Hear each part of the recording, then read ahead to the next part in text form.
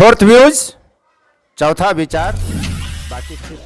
बिहार में एक बार फिर आरक्षण का खेला खेला जा रहा है और जदयू में ही रार ठन गई है।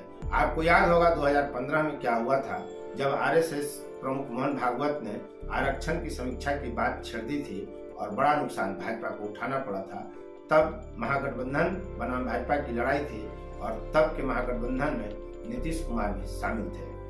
अब फिर जब आरक्षण का खेल खेला जा रहा है, तब जबकि 2024 में होने वाले लोकसभा चुनाव और 2025 में होने वाले विधानसभा चुनाव को लेकर गोटियां सेट करने में राजनेता व्यस्त हैं, तब फिर आरक्षण का खेल खेला जा रहा है। और आरक्षण पर किसने क्या कहा और भाजपा का स्टैंड क्या है, सबसे अधिक आरक्षण को लेकर भाजपा ही आरोपित होते रही है, तो भाजपा ने क्या जवाब दिया है, एकदम एक्सक्लूसिव जवाब आपको हम इस वीडियो में दिखलाएंगे। आप देख रहे हैं फोर्थ व्यूज और मैं उपेंद्र कश्यप। बिहार पॉलिटिक्स में आरक्षण को लेकर फिर चर्चा है। जदयू में रार ठन गई है, दो नेता आपस में भिड़े हुए हैं। कुशवाहा बनाम राजपूत की लड़ाई दिख रही है। उपेंद्र कुशवाहा बड़े कद के नेता माने जाते हैं, लेकिन उन्होंने 10% सवर्ण गरीबों के आरक्षण का विरोध किया तो तुरंत मैदान में कूद गए जय कुमार सिंह, जो जाति से राजपूत और पूर्व मंत्री हैं। अब इस लड़ाई में तीसरा कोण भी आ गया और भाजपा भी मजे ले रही है। भाजपा ने भी बयानबाजी किया है। भाजपा के प्रवक्ता प्रेमरंजन पटेल ने भी बयान दिया है। तो क्या है पूरा माजरा, और फिर इस पर आरक्षण के स्टैंड पर जहां सबसे ज्यादा आरोपित है भाजपा, तो भाजपा के नेता, प्रतिपक्ष के नेता सम्राट चौधरी ने क्या कहा, एकदम एक्सक्लूसिव बयान सम्राट चौधरी का हम आपको सुनवाएंगे, जो अन्यत्र किसी प्लेटफॉर्म पर नहीं मिलेगा।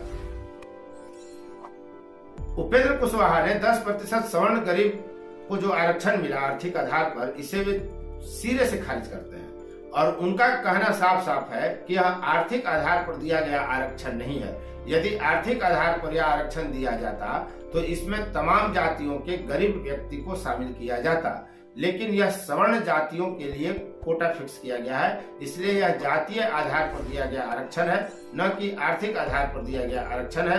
50% जो जातीय आरक्षण का दायरा था, जो एक कैप बना दिया गया है कि 50% से अधिक हम आरक्षण नहीं दे सकते, इस बैरियर को इस निर्णय ने तोड़ दिया है। उनके बयान को 10% सवर्ण गरीबों के लिए तय किए गए आरक्षण का विरोधी बताया गया और तुरंत मैदान में आ गए पूर्व मंत्री जाति से राजपूत जय कुमार सिंह, और उनका कहना है कि जो लोग सवर्ण गरीबों के आरक्षण पर सवाल उठा रहे हैं, उनको यह पता होना चाहिए कि यह अन्य आरक्षण से अलग है। यह आर्थिक आधार पर दिया जाने वाला आरक्षण है, जो गरीबों हैं सवर्णों में उनके लिए दिया जा रहा है, और इससे 50% का जो बैरियर है वह नहीं टूटता है।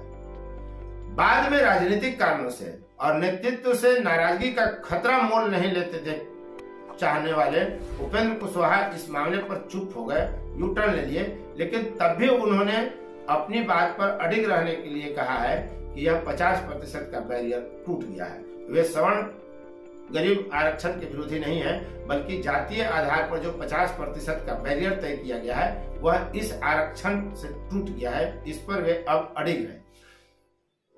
फिर बीजेपी का एक बयान आता है, उसके प्रवक्ता है प्रेमरंजन पटेल। वे कहते हैं कि 50% के बैरियर को तोड़ने की हम मांग करते हैं। उनका कहना है कि अगर जरूरत है तो आरक्षण की सीमा बढ़नी चाहिए।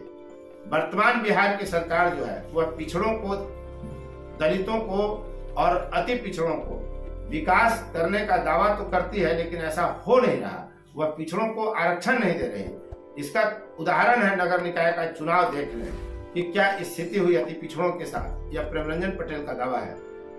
उनका कहना है कि पंचायत चुनाव हो चाहे नगर निकाय चुनाव, आप देख लीजिए कि पिछड़ों, दलितों और अति पिछड़ों के साथ कैसे वर्तमान सरकार अन्याय कर रही है। 2015 में जब महागठबंधन बनाम भाजपा की लड़ाई थी, तब के महागठबंधन में तेजस्वी यादव के साथ नीतीश कुमार भी गलबहियां करके चुनावी मैदान में जंग लड़ रहे थे।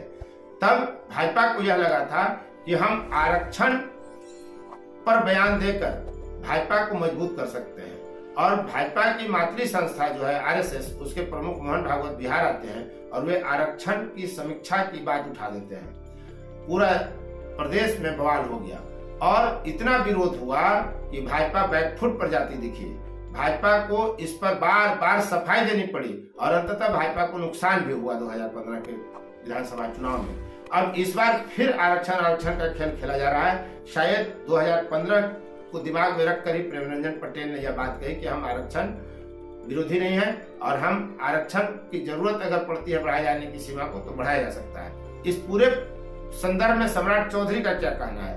वे भाजपा के अभी शीर्ष नेता है, प्रतिपक्ष के नेता हैं बिहार में, और उनका कहना है कि पहली बार जब आरक्षण मिला था, नेहरू प्रधानमंत्री थे, तब वित्त मंत्री श्यामा प्रसाद मुखर्जी थे और उन्होंने इसका विरोध नहीं किया था।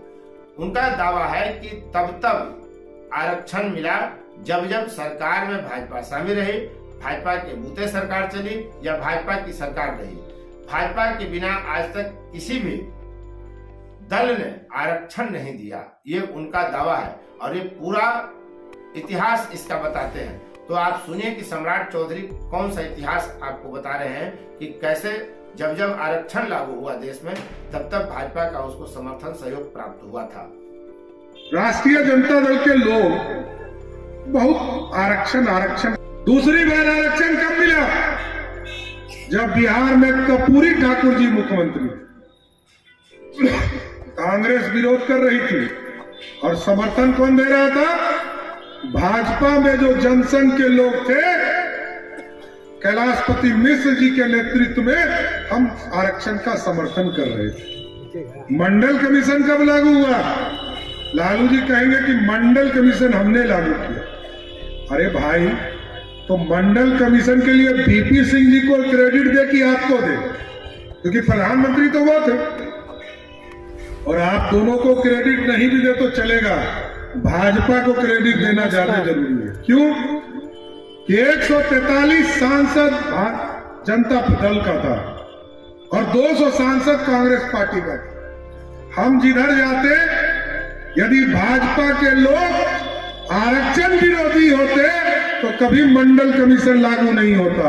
हम कांग्रेस के साथ जाते, हम तो जनता दल के साथ गए और हमने मंडल कमीशन इस देश में लागू किया। और तीसरी बात, चौथी बात, बिहार में पंचायती राज का चुनाव 2001 में हुआ। लालू जी और उनके साथी कहते हैं कि हम आरक्षण देते हैं, तो 2001 में मुखिया का चुनाव हुआ, हम लोग विधायक थे, कोई आरक्षण था? नहीं था। दलितों को आरक्षण नहीं था, ओबीसी को आरक्षण नहीं था। और 2005 में जब एनडीए की सरकार बनी और सुशील मोदी जी उप मुख्यमंत्री थे और हम भाजपा के लोग समर्थन कर रहे थे, तो हमने ये व्यवस्था खड़ा किया कि पंचायती राज और नगर निकाय में चुनाव होगा। हम इसको व्यवस्थित करने का काम किए और आज दलितों को, दलित समाज का लोग मुखिया बन रहा है, प्रमुख बन रहे हैं। आज ओबीसी समाज, ईबीसी समाज के लोग मुखिया और पंचायत समिति बन रहे हैं, तो कहीं ना कहीं एनडीए के लोगों का समर्थन था, इसलिए मुखिया आज बन रहे।